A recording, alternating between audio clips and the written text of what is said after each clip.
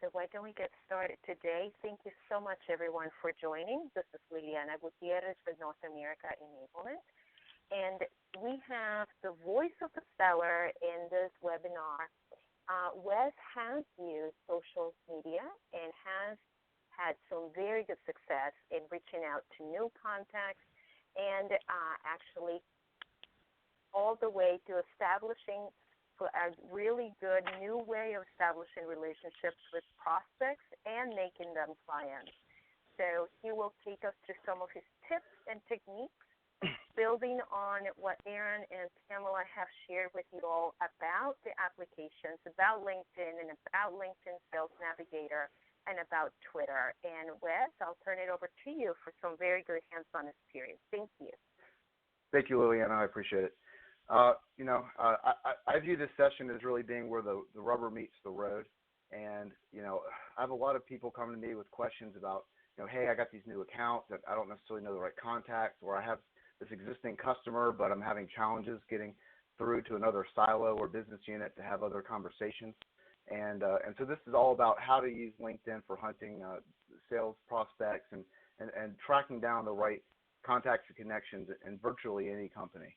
And here today I'm going to show you some real-world examples of how to establish relevant business connections and target accounts, generate interest in your solution offerings, finding the right people, and initiating exploratory business discussions. So Aaron, if we could go ahead and move to the next slide. So one thing to think about is how your target company is going to be organized. So I have a generic picture of an org chart here, but just kind of give some thought to how they might be organized. Think about who within the firm would have a vested interest in helping you, who could help broker discussion for you. Who are the gatekeepers? Is it the sales VP? Is it someone in product engineering and development? Sometimes you can find this information simply by doing Google searches. Sometimes you can find, leadership teams on, the company's website when you go to learn more about the company or investing information about the company. Sometimes you can find this kind of content. So, if there's a company that you're really going after, I would suggest taking just a moment to do a little research and see if you can find this out. And you might ask, why is this important? Well, the politics within an account may be such that, existing customers you're working with today may not volunteer introductions to folks in other business units. Maybe it's a personal thing. Maybe we don't know. Sometimes we may not necessarily know all the things that are going on behind the scenes, right? Another point is, deeper penetration of existing accounts, which I touched on earlier. Another point would be finding new potential buyers outside of the data center. We're finding more and more today that the folks that we've been selling to in years past may not necessarily pull all the strings or have all the budget allocated that maybe they used to. Sometimes there's other groups, maybe it's marketing or what have you, that have additional budget available to help push IT initiatives forward, and we need buy-in from those folks to help us close the deal. So those are good things to keep in mind. And of course, a lot of us have been moved around a bit, and so finding the right contacts and new contacts in brand new accounts that we're not familiar with it's just a critical thing. So moving on to the next slide. So here's a real world example that I'm going to use. Last year I worked on the ISV recruitment and sales team with the Linux Power Group. So one of the things I was working on was high performance computing. So this is an example of ISV called Ansys. Ansys is the #1 high performance computing CAE software company in the world. And you might be asking yourself, where do I start? So one good place to start in your hunt would be to follow the company, add yourself to user groups, add yourself to trade publications, add yourself to things of that nature, because it vastly expands the number of people that you're able to find in your searches, and it really changes the landscape of what you're going to find as you go to hunt in the account. So, for instance, by adding myself to this Ansys user group, they have 26,000 followers, which means that now, rather than have to be a first or second line connection to any one of those 26,000 people, now I have a direct path to be able to add myself or inject myself into their network. So that's incredibly powerful and incredibly important. So moving on to the next slide. So here's an example. One thing that's key is doing many searches, being creative, looking for different groups at different levels within the organization. Think back to the org chart. So here's an example of a search I did for ANSYS officer, which is fairly generic, but it generally will come up with some decent results. And what you'll find is the more and more searches you do and the more people you add to your network, your search results will change quite a bit. And keep in mind that your search results are partially dependent upon your own network. So the more you put in, the more targeted contacts that you go after, the better results you're going to get as you move forward with your whole social media sales strategy. Go ahead and move on to the next slide, please.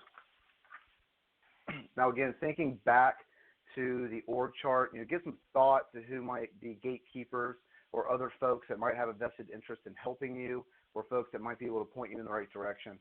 So, for this example, you see Kiran Kumar, who I added to my network in my searches, and later he ended up being a very important person to know and have connected with, but even though I didn't necessarily know it at the time. So keep in mind that there's going to be certain folks that are going to be important to connect with, maybe not necessarily for the initial contact, but they might turn out to be valuable down the road as you go to further penetrate the account and push your agenda.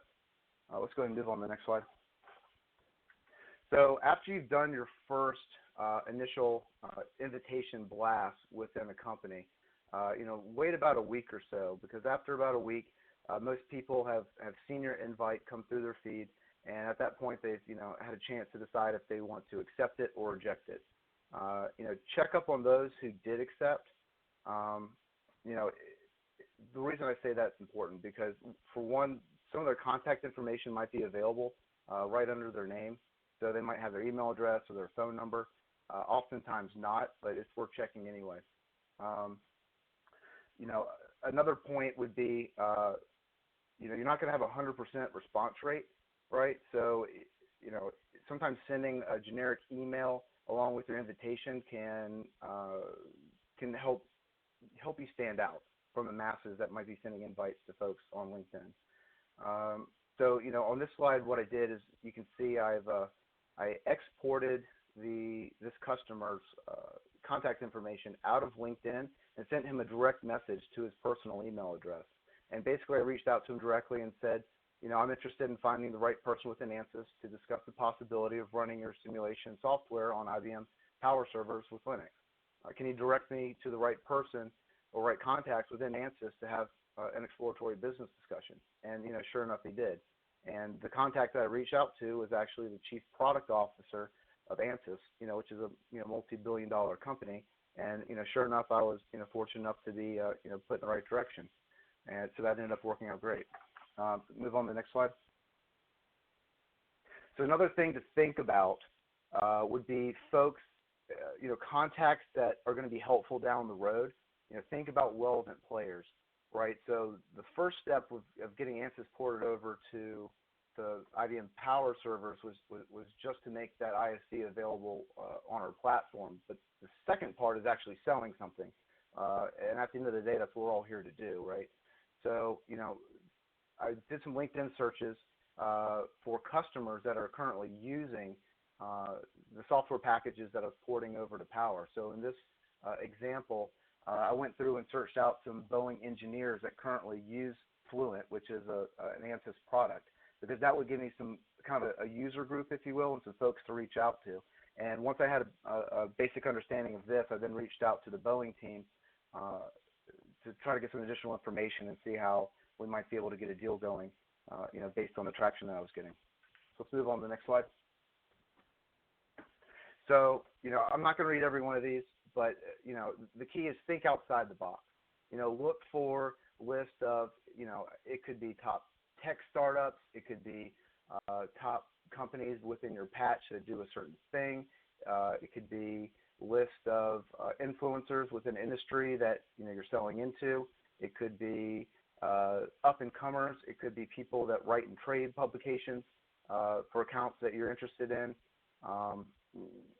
There's all kinds of different searches and different groups that you should consider doing because it's going to help expand your network, and it's going to really make your results that much more impactful. One key is to stay on top of the targets that these target customers that have accepted. Once they've accepted, you can go to their page, you can scroll through the sidebar of the screen and check out people also viewed section, which is basically customers or people that are similar to the target contact that you found. Sometimes that's an easy way to find other folks that are similar to who you're looking for without having to do quite as many searches. Let's see. Another thought would be you can opt to write a short generic note to accompany your invites. And what I found personally is by adding that kind of generic note, which describes why you're interested in connecting with them, what your interests are, why you reached out to them, it helps your acceptance rate dramatically. So I would highly recommend doing that. So you might say something kind of like, I came across your profile while searching for top growing ISVs. While I've not yet had the pleasure of meeting in person, I think we have mutually beneficial professional networks, and I'd like to add you to my list of connections on LinkedIn. It's short, to the point, and tells people, why you reached out to them today and what you're interested in doing and what your intentions are. And generally, sometimes people are skeptical or a little weary of folks they may not know, so a note like that can kind of soften things and, make you seem a little less intimidating or strange or kind of off the wall. And keep in mind that, as you go through all these searches and renditions of searches, send invites to all people that you think are of interest, regardless of, their status in the company, what have you. Your goal should be to send out as many LinkedIn invites as absolutely possible because it really can't hurt you. Let's go ahead and move on to the next slide. Okay, so, to that end, I think it's important to check up on the number of connections that you have fairly regularly. So, here's an image of where I crossed the 5,000 contact threshold. Let's move on to the next slide. So something that you're going to want to do as you work to kind of manage your network is periodically export all of your LinkedIn contacts out of LinkedIn. You can actually export it into a CSV file. And then I'd recommend once you pull that out in the CSV file, you convert that to Excel. And what you're going to do is you kind of trim out the excess columns that don't have any information that's relevant in them. But what you're going to find is now you have a really nice list of all the potential customers and contacts that you're connected with. It has their first and last name. It has their email address, which is oftentimes their personal email address, which I personally think is fine. It's going to have the company that they work for, and it's going to have their job title. And what you can do is once you have this in Excel format, you can apply filters and do searches either by company or by job title or even by buzzwords to find specific customers you're already connected with that might be, let's say they work with Oracle software, or they work with databases, or maybe it's a storage manager, or maybe you're looking to target people that work for MariaDB, or people that work for Home Depot, or what have you. It allows for you to take a very long list and narrow it down to a target set of customers that you'd reach out to directly via email from your IBM email address. Let's go ahead and move on to the next slide. So I can't stress this enough, and if you happen to miss it, please go back and review Pamela's education on creating and building your own professional brand. This is incredibly important stuff because in today's age, what we're finding is that a lot of customers are going out online and viewing your LinkedIn profile before they decide if they even want to bother responding to you. That's pretty powerful stuff. People are going to judge you based on your title with your company, your profile picture, things you've written, things that you post, the way that you describe yourself is incredibly important because people are basing their opinion and judgment of who you are and what you do based on how you sell yourself. Let's go ahead and move on to the next slide. So one key thing, and a lot of us sometimes get lazy about doing this, but we have to stay on top of it, is the summary and experience portion of your profile needs to be up to date for your current position. It needs to be crisp and clear, such that when a customer reads it, or even one of your colleagues reads it, that they have a clear understanding of what you do for IBM and your background, where you've been, and frankly, what you're trying to put together is a snapshot of your experience and the value you could bring to the table. So, personally, I like to talk about activities that bring value in my current position, and focus on posting things about achievements and more resume type descriptions for some of my past positions, because I feel customers need to have a good understanding of the potential value that you can bring to the table. Let's go ahead and move on to the next slide. So one thing that I think is very important for building credibility, and this is part of branding yourself and presenting yourself as being a thought leader, is occasionally taking some time to write some interesting articles. It needs to be relevant to your position, but it doesn't necessarily have to be specific to IBM. And again, this just really adds credibility. People who visit your LinkedIn page will read what you write long beyond the time that it drops from your LinkedIn newsfeed. And keep in mind that you can get extra mileage when you write things yourself, because you can always go back to your LinkedIn page or wall and share links to old posts that you've already put up on your profile to help drive additional views. I do that occasionally. Like, for instance, SAP HANA just came out with a new video, and I've already posted it and reposted it twice, and the views are going through the roof. So, that's kind of exciting stuff. Let's go ahead and move on to the next slide.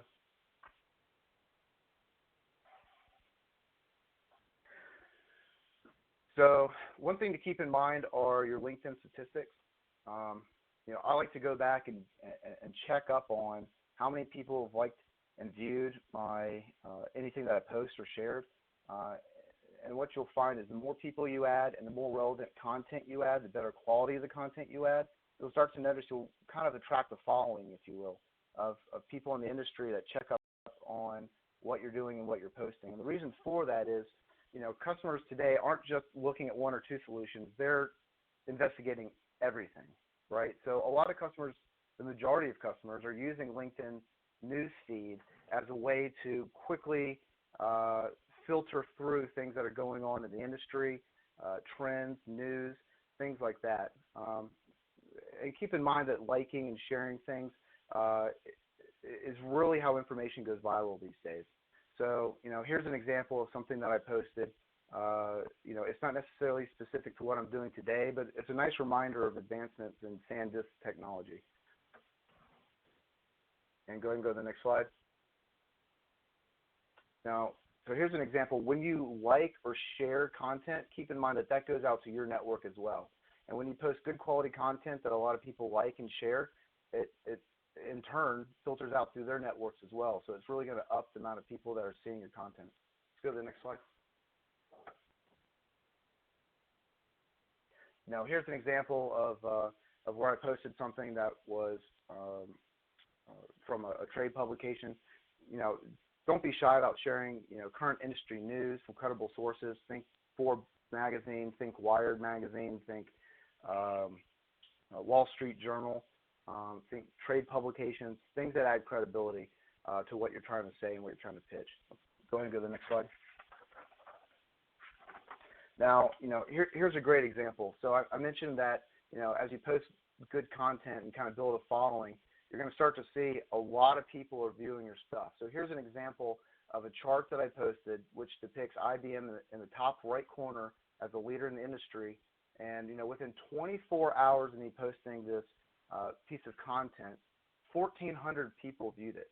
So that means not only did 1,400 people see it come through their news feed and just kind of passively scroll by it, or maybe see it for a second and keep going, I think 1,400 people actually clicked on it to really digest the information that's captured here. And I think that's incredibly powerful because it only took me 30 seconds to post it, yet 1,400 people actually read it and were influenced in one way or another by it. Let's go ahead and move on to the next slide. So, again, I've said this before, don't hesitate to share good articles, certainly things that are posted by our leadership team, because that's a great way of just cascading our message out to the market and helping to gain customer mind share. Let's go to the next slide. Again, just as I touched on, sharing content, that's a great way to build mind share in the market, because sometimes that's, half the battle is gaining interest and frankly, customers seeing your content and understanding that there's a buzz around things that IBM are working on today. Let's go to the next slide. Again, I can't say this enough, never underestimate the power of your network. Here's another example of something that I posted about an IBM Linux solution and things that IBM's working on with our Linux solutions that got, 851 views, virtually overnight. Let's go ahead and go to the next slide. Oops, I don't know how that formatting got screwed up, but yes, repetition is the key to success. So, again, go back and review, anybody who accepted your invitations.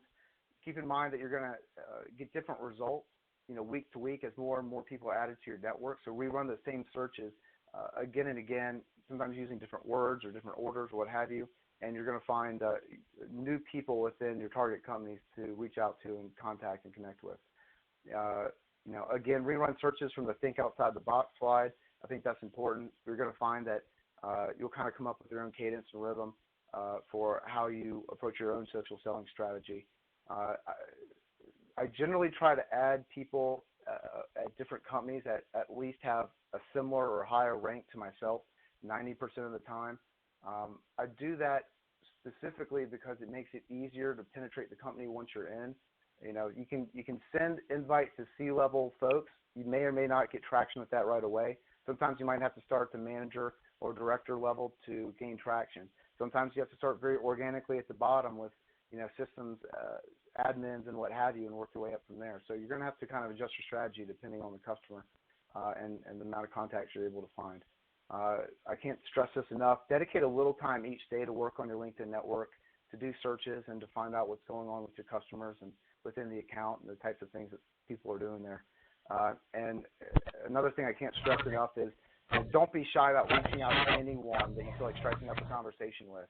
I believe that most folks are impressed by people who take the initiative, deliver clear and concise messages that bring value. So let's go ahead and go to the next slide. Team, let's take a quick break. Let's open up the lines. Does anybody have any questions over the content that we've covered thus far? And please don't be shy.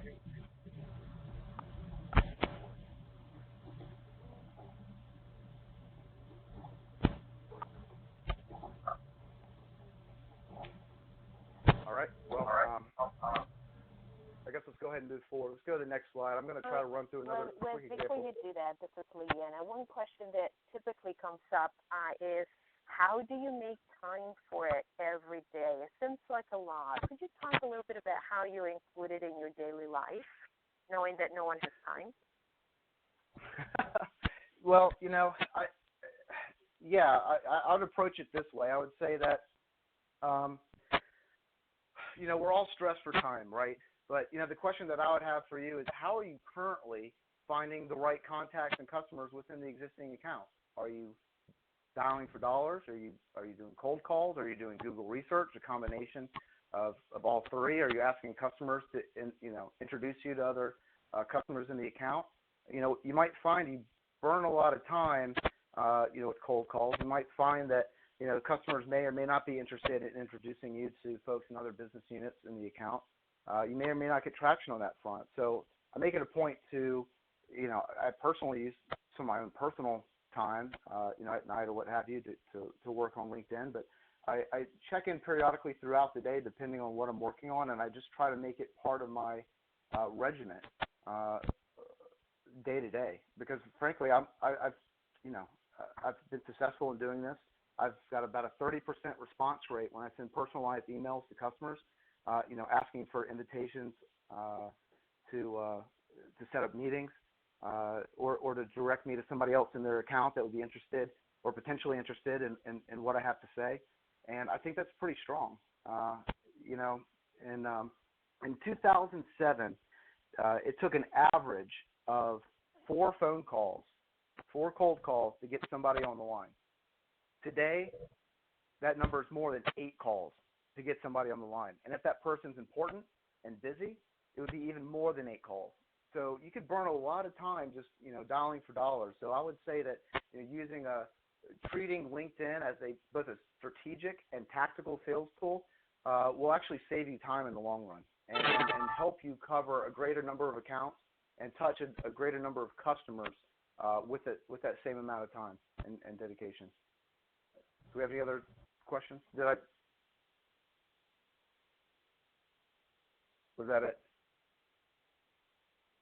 Okay. Well, if we don't have any other questions at this time, yo.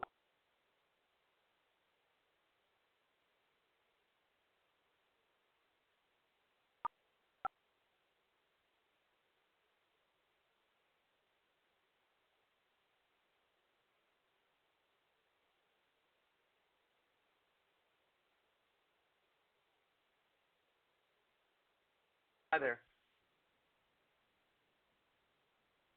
Hello?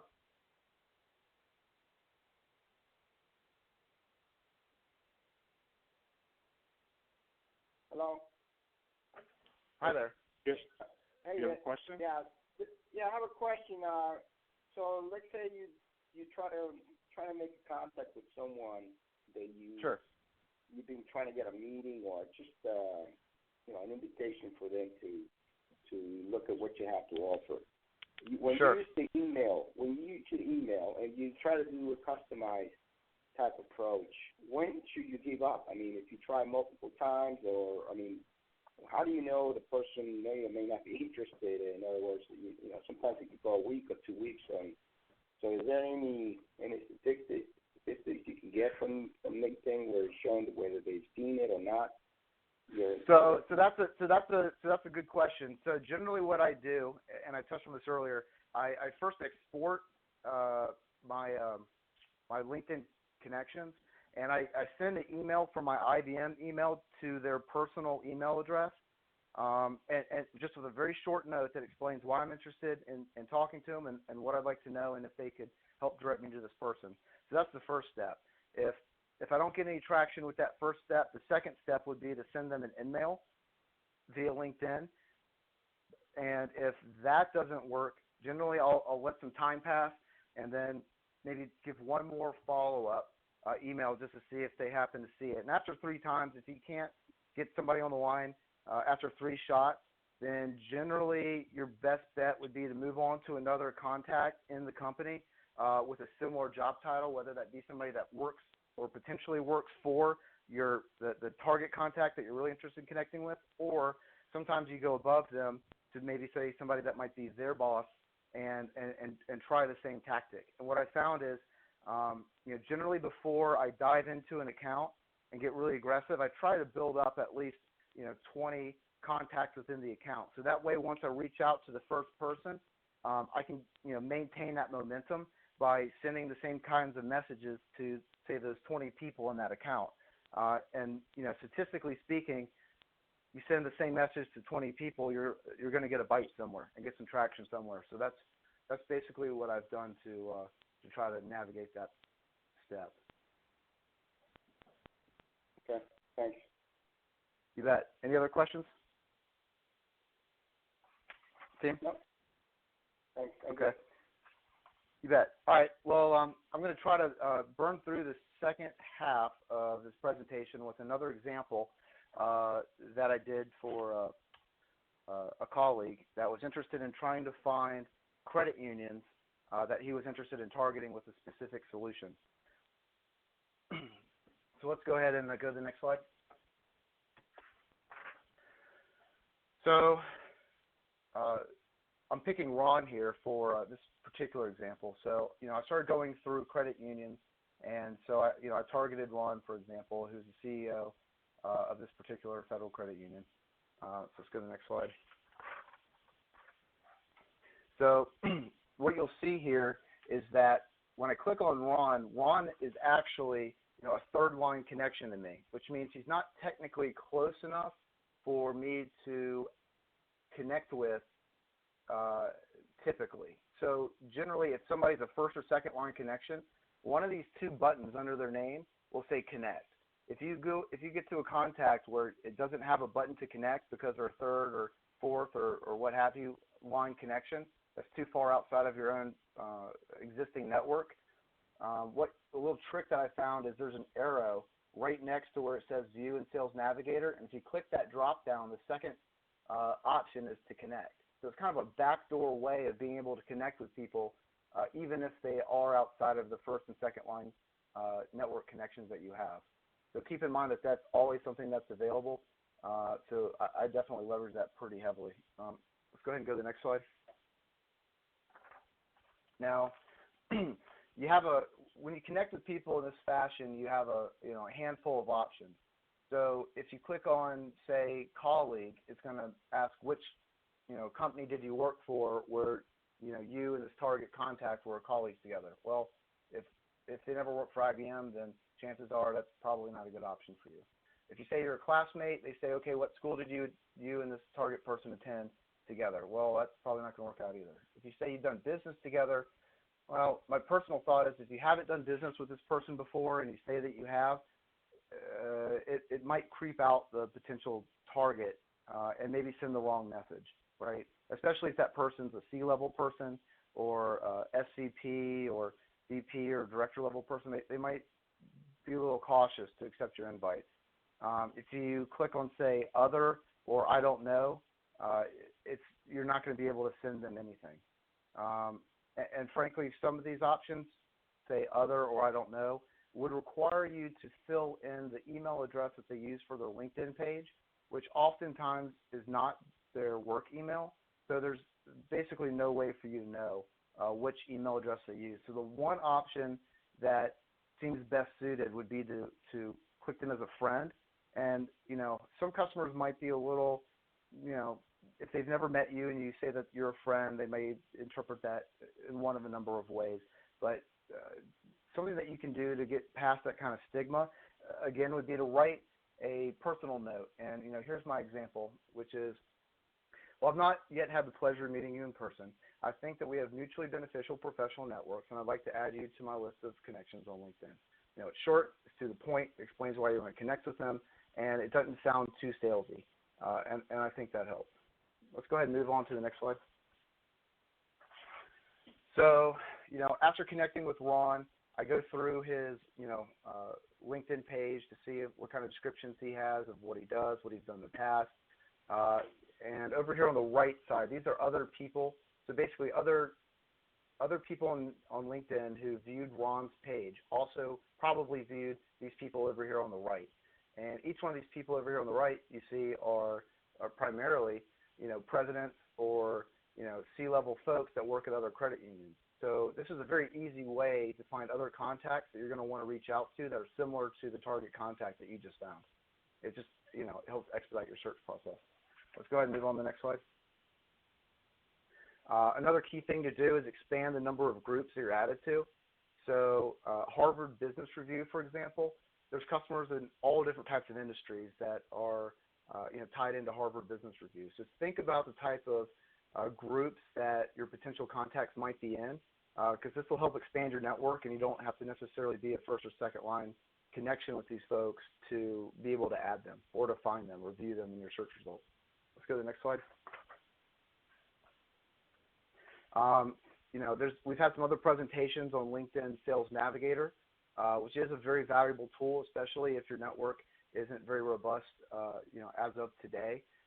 One nice thing about LinkedIn Sales Navigator is each month it gives you 30 direct in-mails. So, one of the questions that came up during our break here in the middle was, how do you reach out to customers that, are kind of a tough cookie or a tough nut to crack, or you can't get them to respond to you?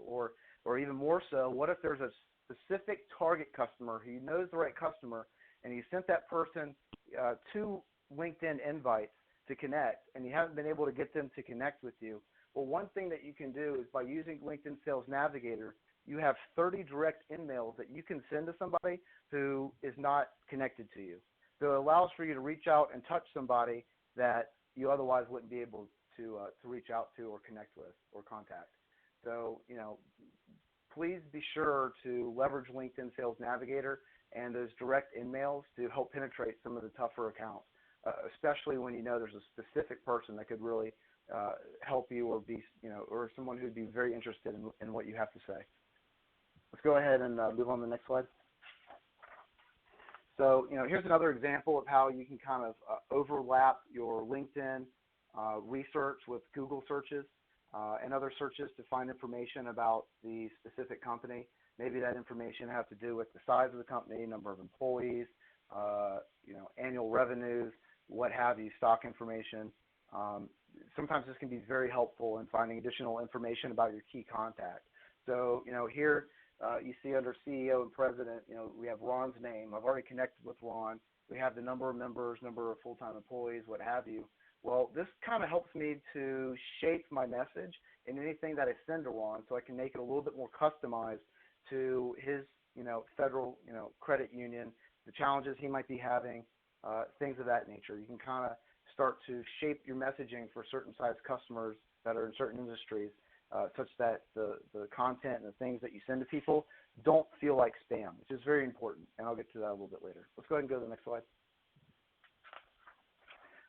Here's another example of how you might be able to find contacts within a target company. So maybe I don't have Ron's exact phone number, but I have all this other information about Ron, things he's done in the past, the size of his federal credit union. Well, right here I have a contact that I found via the Google search that gives me an email and direct phone number with an extension to Sue, who works in that company. So maybe the way that I get to Ron is by calling Sue and explaining to her that I have some very important things to discuss with Ron, and I need to get patched through to him if she could help me, or just give me his phone number so I can follow up with him.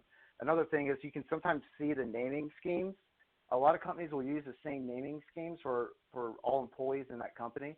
So whether it be first letter of the first name, middle initial, then last name, or maybe it's first letter of the first name, last name, or maybe it's the first name dot last name, what have you. Sometimes just by checking out things like this, you can find somebody's work email address just by the way that it's lined up. And I would say 30% of the time, just with a couple educated guesses, you can get to it. Let's go ahead and go to the next slide. This is incredibly important to me, and I think it should be for you too. Now, the key of using LinkedIn is using this research and this information to reach a lot of customers very easily. And the key is that you can kind of rapid fire send out messages to a lot of people, knowing that you're not going to get a 100% response rate. So, you want things to be customized a bit so it feels personal, or at least a little bit so, but it needs to be something that you can cut and paste and replicate fairly quickly. So I'd like to touch on a few key points of using email templates in your social selling strategy. Let's go ahead and go on the next slide. So, you can either do more or less the cold call type template, or you can do some customized content based on, say, the type of company that they work for, or maybe you do a quick elevator pitch, right? Maybe it's 3 important points for why a financial customer should consider blockchain, or why a customer in your industry should take a hard look at Linux One, whatever it might be. And I'm not going to read through the slides, but I think the net is that if you want to get the most out of your professional network, it's key to come up with templates that work for you. And also, you want to kind of inject some of your own personality into your writing. Let's go to the next slide. So, there's certain times when using a generic canned email is not necessarily going to work to your benefit. It's not something that you're going to want to rush if it's a customer of great interest. If you sent the same message, one of the questions that came up is, well, what if you sent a message to somebody a few times and it didn't resonate, or it didn't stick, or you didn't get the connection, or they didn't write you back as a result? Well, part of this is trial and error, right? So, something to consider is if you tried a certain type of message to a certain type of customer and it didn't resonate or it didn't work, try something else. Tweak your approach a little bit. And what you'll find is by, testing different approaches, you'll find things that work, and just try to replicate the things that work, and just kind of weed out the things that you find don't. It's a trial and error process. You really have nothing to lose because let's be frank, a lot of these customers you're reaching out to are folks that you currently don't have a path to get in front of for a face-to-face meeting today anyway. So, there's nothing really to lose in my mind. Let's go ahead and go to the next slide. So, to my point earlier, it's important to be original. You certainly want to, give it a dry run to anything that you send out. Triple check your spelling. The worst thing you can do is send a fairly canned email out to, 100 target customers and you misspelled something, or, you left out a word or what have you. I mean, that's incredibly important. So just double check your stuff before you send it. It sounds repetitive, but it is important. Double check your signature at the bottom of the line. Make sure you included your phone number, your email address, a way for them to follow up and get in touch with you. Sometimes what I found is I'll send out a note. I may not hear anything for a while, come to find out that person sat on it for a week and then copy and pasted that note, sent it to somebody else in the company, and then a week later I get contacted out of the blue by somebody else in the company who turned out to be interested in what I had to say. It just had to get routed to them first. So, keep in mind that, folks hopefully will follow up when you include that kind of information, because sometimes they will seed it internally, and sometimes what you'll find is there might be a gatekeeper that's interested in what you have to say and what you have to do. It may not be the decision maker, but they can kind of seed out either a video or content you provide or information to a handful of parties, and one of them might actually be interested and want to help push your agenda because it maybe is supporting a project or something they're working on internally. You never really know. Let's go ahead and move on to the next slide. So, you can approach your social selling strategy as you like. Some folks will send a follow-up email to folks that have recently connected with them, and I thought this guy used a really good approach. So I connected with Joshua, and the next day I got a note, and he said, "Thanks for connecting. I just want to let you know that I'm a distributor for these companies in the Southeast. We've been installing, servicing, repairing Paint Boost for 27 years.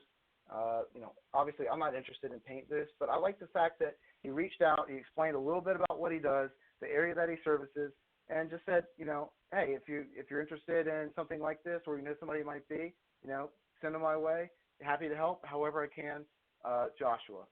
And there's his, all his contact information and anything relevant. It's not relevant to what I do, but I appreciate that he's straightforward, very candid, and and if I ever needed something with a paint booth or what have you, or had questions, then I got this email in my message history on LinkedIn. I could always follow up with them, and hopefully your customers are going to do the same if you approach them correctly.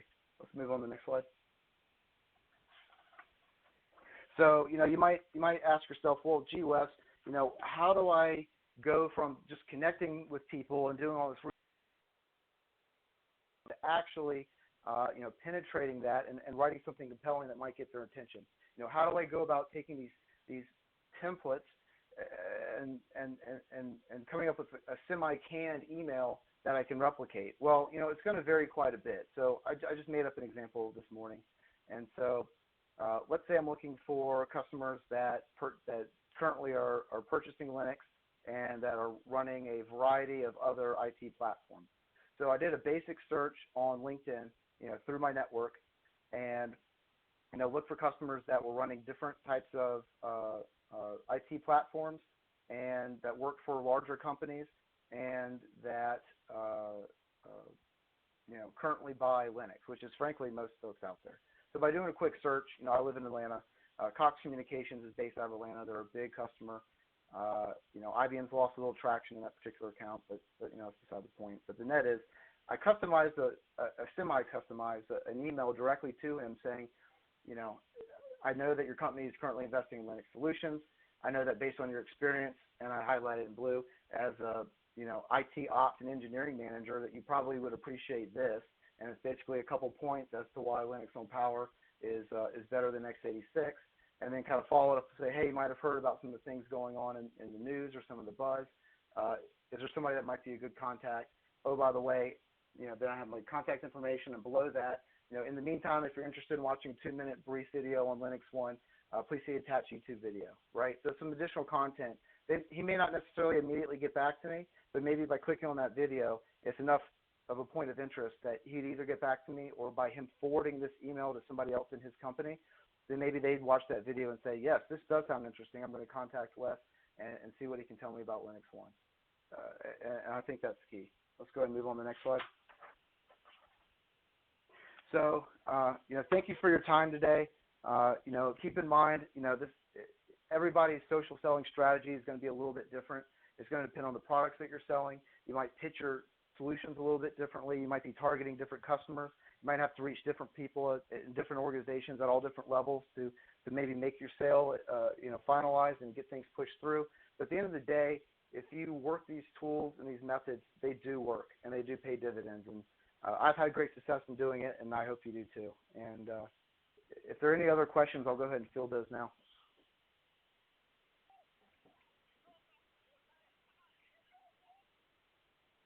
All right. Well, I'd like to thank everybody for their time today. Please do not hesitate to reach out to me. Ping me or call me if you'd like to brainstorm, if you'd like ideas, if you're having challenges, if there's things that are or are not working for you. I like to hear about all that kind of stuff, because I think being, collaborating together and us working together and talking about things that we're doing, I think it's important, because it helps us to be better and to drive more positive results. So thank you again, and I hope this was useful. And as always, have a great day and good selling.